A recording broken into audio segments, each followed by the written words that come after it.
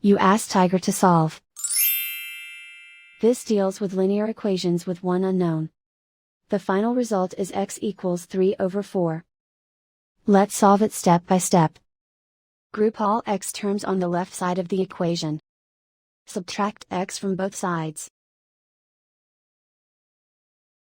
Group like terms. Simplify the arithmetic.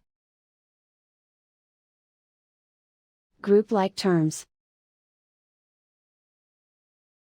Simplify the arithmetic. Group all constants on the right side of the equation. Add 2 to both sides. Simplify the arithmetic.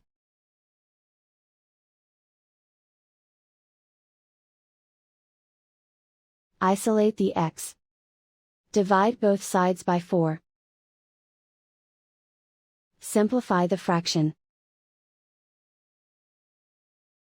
And so the final result is x equals 3/4.